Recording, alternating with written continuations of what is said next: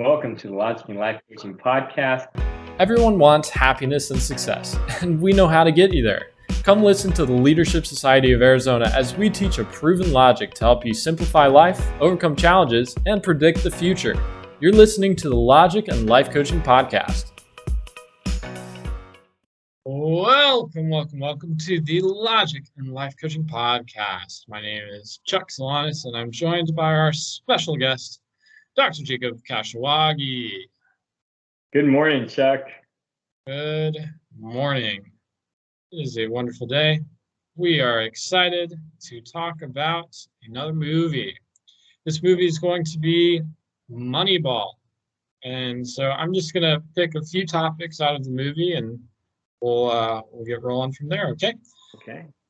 All right. So the question that I have about Moneyball is, at the end, Billy Beane gets offered $12.5 million to go work for the Boston Red Sox because he pioneered this type of way of analyzing baseball players based off of stats rather than just the regular way of talent scouts and biases and, this person looks good. Oh, they don't have a funny way of hitting. They're the right person.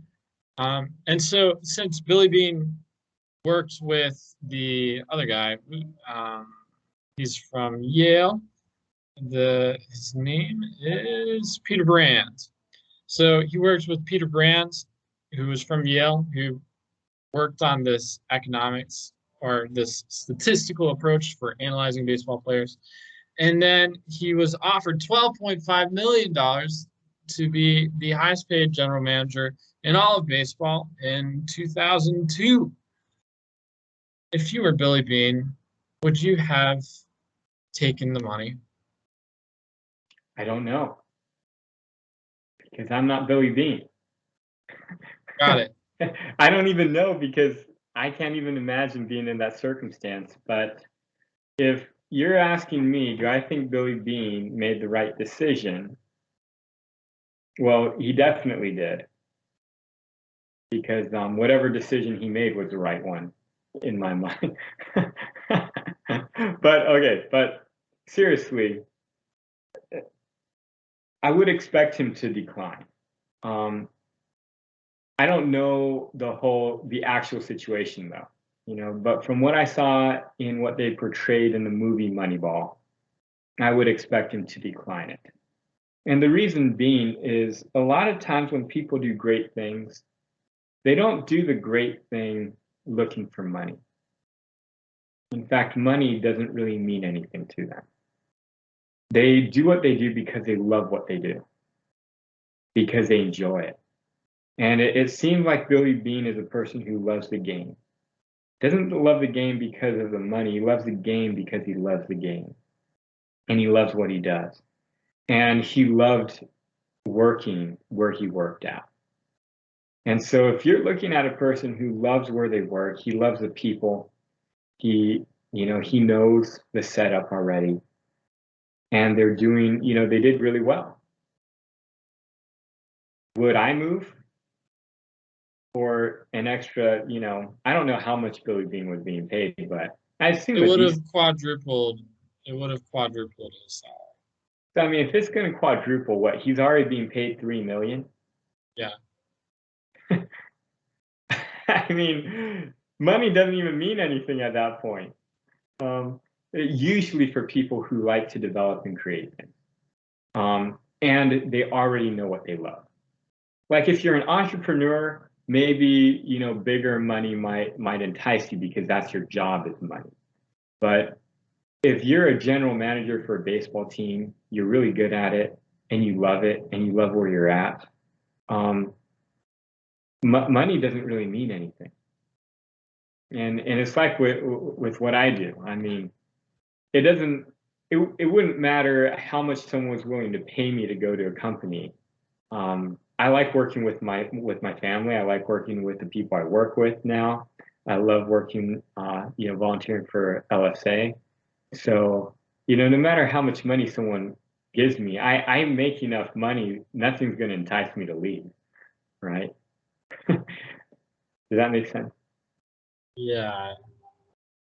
Well, I guess, and you're not even considering that he had a daughter that um, lived near Oakland, anyways, so he could drive to see his daughter. So, I Yeah. mean, that adds a whole nother factor to it. But I think when I consider this with the like, can you make more money?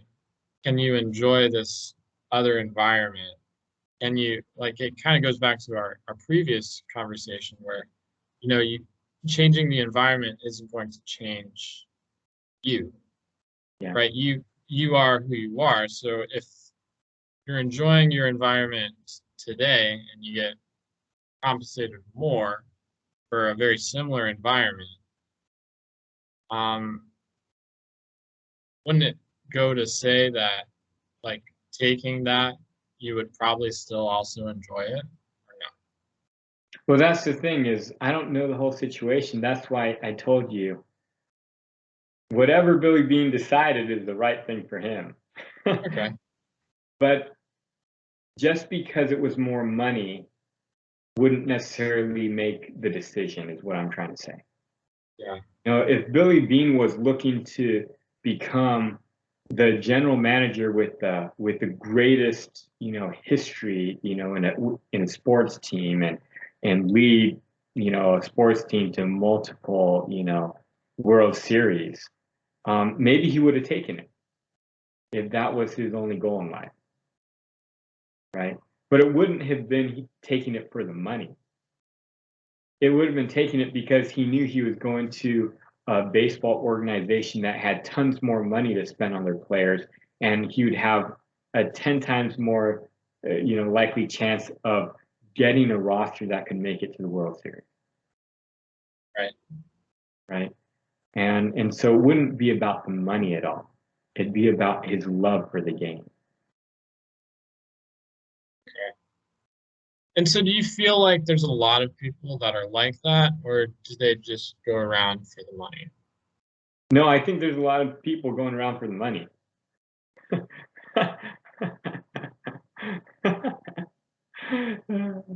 Yes, that are also pretty good at what they do. But Okay. you're going to find that the best people and the people who really, really do a great job, it's not about the money for them.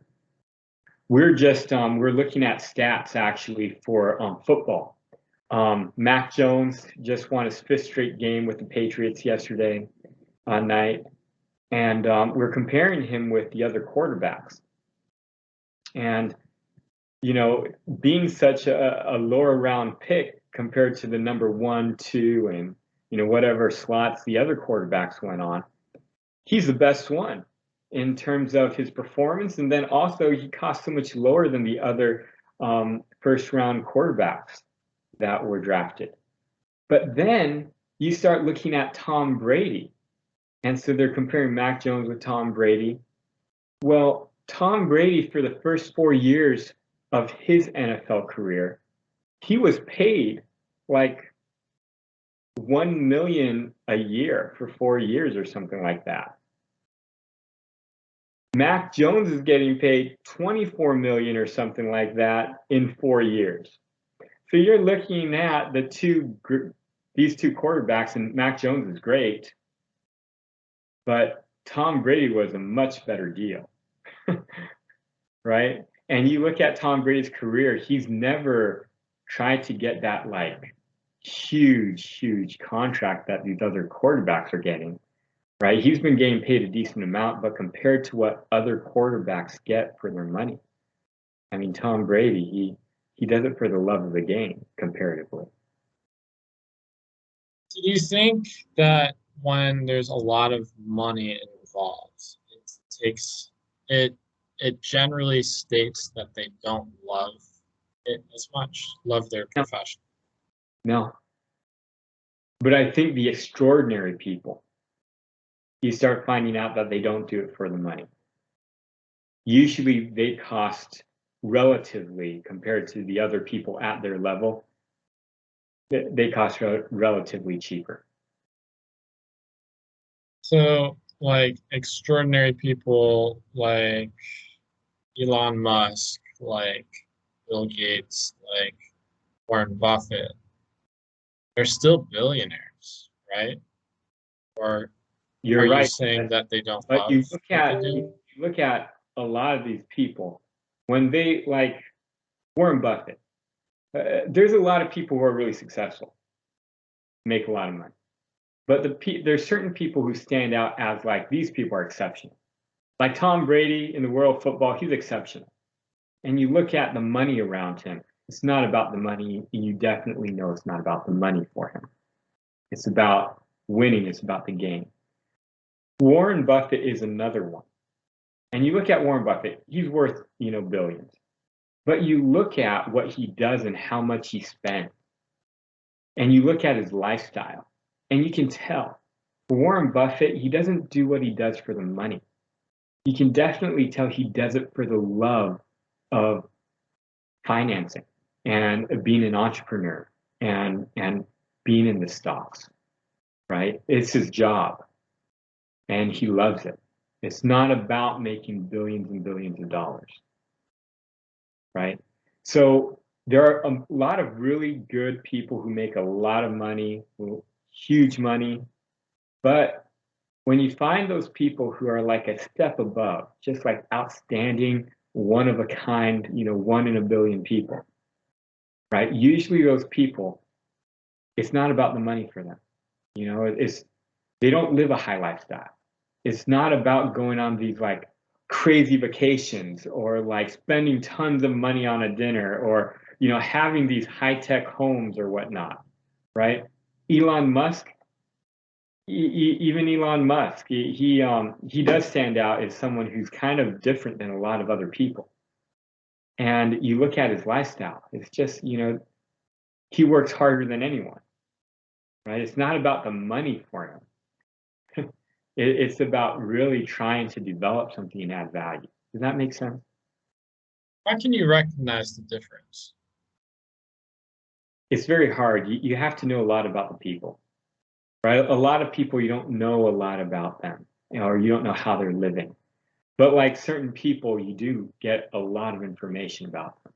And at those little glimpses in different people where you start getting a lot of information about them, then you can start saying, oh, that's why they're like this, right? Or, oh, yes, that makes sense. But it's very hard. You have to know a lot about them. You need to know their personalities. You need to know why they're doing what they're doing, right? So this comes down to motive. Well, yeah, it comes down to why they're doing what they're doing. And oftentimes you'll find the people who are really doing it for the love of it, it's not about the money, they're usually the people who become the best at it.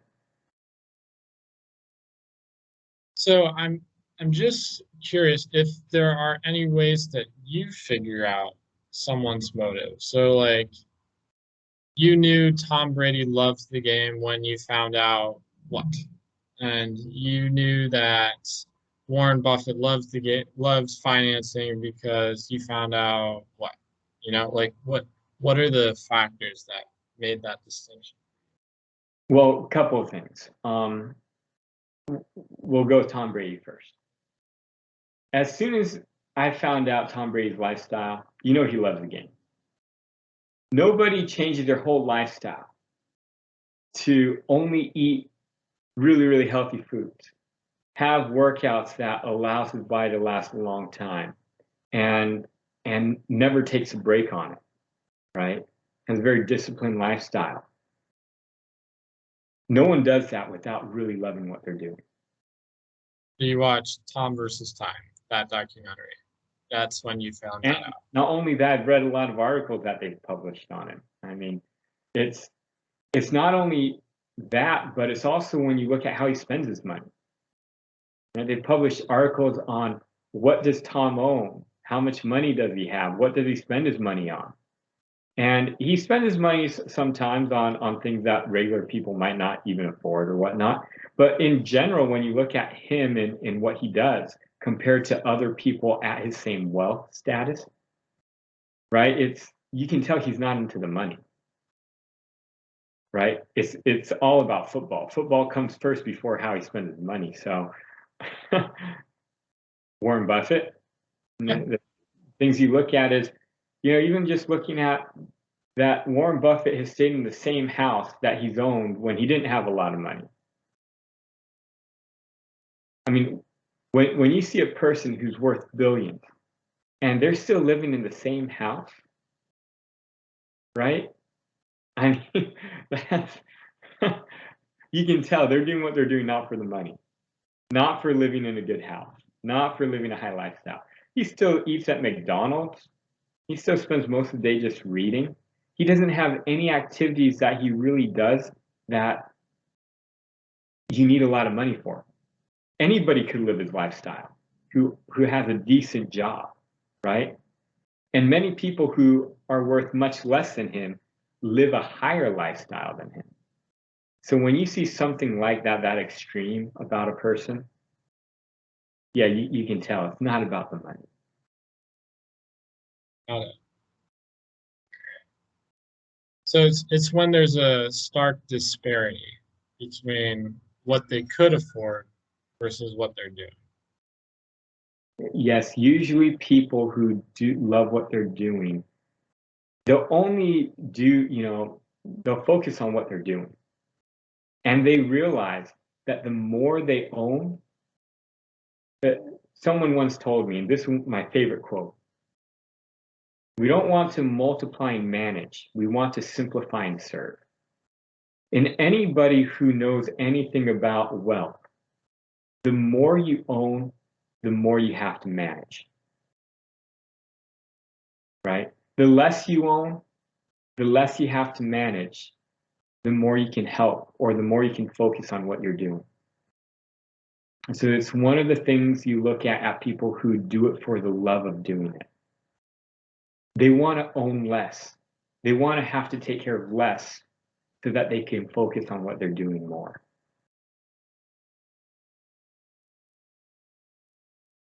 So you don't like, I guess my question is what are the characteristics of multiplying and managing? So it's just having a lot of stuff, or is it having a lot of activities? Anything. The more you have, the more you have to manage, always. Right? The bigger your company, the more you have to manage it because the more things there are to take care of and whatnot. The more complex things are, the more time that has to go into it. The more houses you own, the more you have to keep an eye on everything, right? Even if you hire someone to take care of the house, you still have to go make sure the person you hired is doing a decent job, right? So like you're advocating in a sense for minimalism. I advocate for a sense of if you love what you're doing and you want to spend all of your time doing a certain thing, you're going to try and minimize everything else.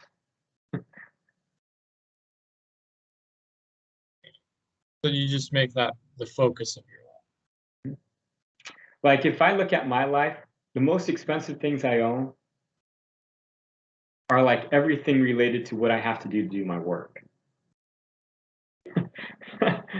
Everything else that I have is worth nothing. Why? Because I don't care for anything else. Right? If I'm only going to have the amount of cars that I need. Why? Because if I got more cars than that, then that's more cars I got to go take to get checked up every, once, twice a year, buy tires for whatever it might be, right? It's just more resources going into something that isn't going towards what I want to focus on. The more houses I own, then the more I'm going to have to take care of it and whatnot. And even though it might bring in more resources and more money, I don't like taking care of houses. That's not what I want to focus my time on. So I'm not going to go and try and get more houses, right?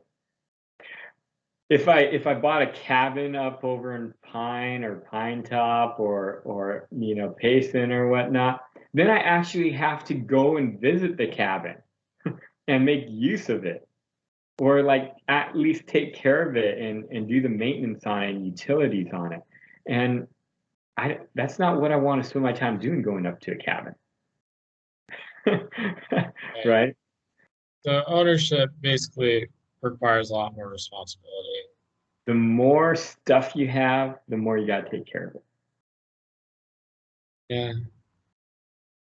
The more businesses you own, the more you have to take care of all the businesses. So I don't want to get a lot of businesses. I just want to take care of the business that I love and I want to spend all my time on, right? Makes sense. It's just there's a lot of different activities that you can do in your day, right? There's a lot of different stuff that you can know.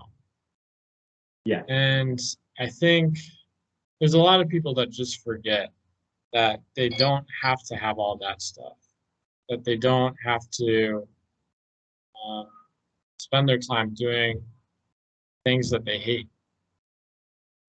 Yes. I think I forgot who it was, maybe Bob Dylan or someone, but they said being rich or yeah, being rich is when you determine what you do when you wake up and what you do when you go to bed and everything in between. And I think he figured out that, you know, as great a musician as he was, he realized that the more famous he became, the more money that was coming in, it required him to do things he didn't want to do. And even though he was probably very, very wealthy, what's the good of being very, very wealthy when you can't determine what you do? And I think he adjusted his life accordingly, but towards the end of his life. But I look at it and I agree. I mean, I'm not like the wealthiest person, but I just realized I have I have the dream life because I determine what I do every step of my day. Yeah. And I want to keep it Bob like Bob Dylan's is still alive, actually. and I bet he's trying to do now only what he likes to do. Okay. But yeah, I agree with you, and some people come to that realization and others don't. Um, I I know a lot of people that have not come to that realization. Um, that it's not so much about the they think it's more about the money than the time. Yes, and what they're hoping is that they get enough money that then they can determine what they do with their time. Which, some people it works for them.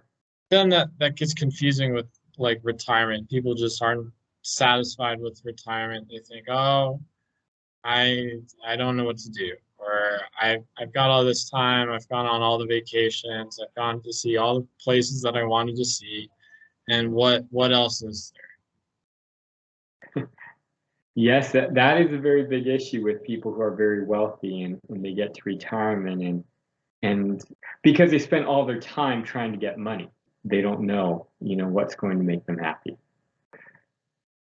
The rule of life, whatever you spend your time doing is what you get. If you spend all of your time learning what's going to make you happy, at the end of your life, you know what's going to make you happy. If you spend all of your time making money, then at the end of your life, you're going to have a lot of money. there? That is not always true, I would think, right? No, Or do you no, think that's always true? it's pretty close to being always true. I mean, I'm always leaving that 1% of people who maybe it's not. But sometimes we think this person worked all their life trying to make money and they're still poor at the end of their life. But if we actually looked into this person's life and saw what they did day in and day out, I would think you'd start finding out that people who don't have a lot of money at their end of their life, they had other goals besides making money, right? Maybe they couldn't spend all their time making money because they had a big family. So even though they said they wanted a lot of money, actually they wanted a big family because that's where they spent their time. Does that make sense? Okay, so they had competing priorities, and that's what changed it. Yeah, so in reality, even though they think they were working their whole life to make money, actually they weren't spending their whole life trying to make money. They spent a ton of time with their family and having a big family or whatever. You think every case can be explained by what they were actually doing? Yes, I think so. So like even if you're like growing up in a very undeveloped country, you think, oh, I need to make money, I need to make money, I need to make money. You think those people, when they don't become rich, I mean, you're thinking, well, they didn't really have that motivation, is what you're saying. Whether they have the motivation or not is not what I'm saying, but I'm just saying if someone spends all of their time for their whole life trying to make money, they will make money.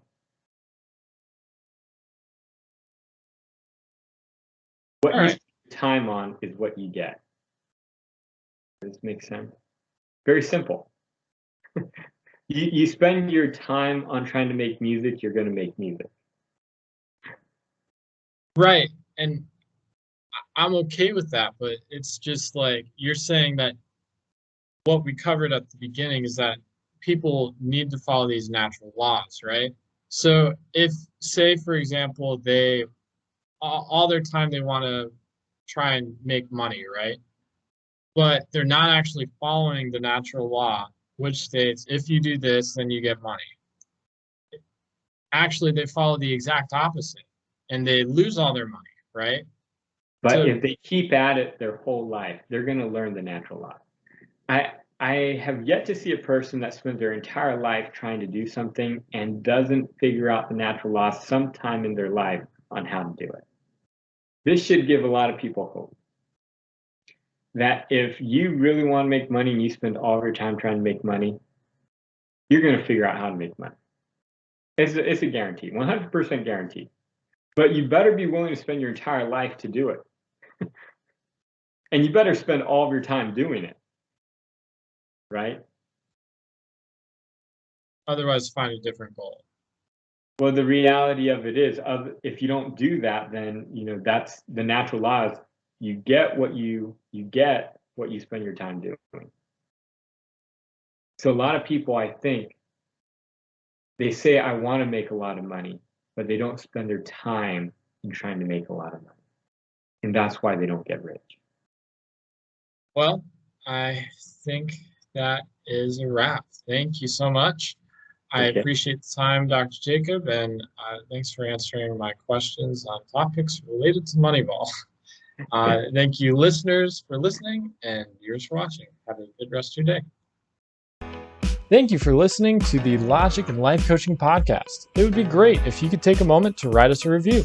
For any questions, comments, or topics that you would like to have addressed on the show, email the team at leadaz.org. To learn more about the Leadership Society of Arizona, visit us at leadaz.org.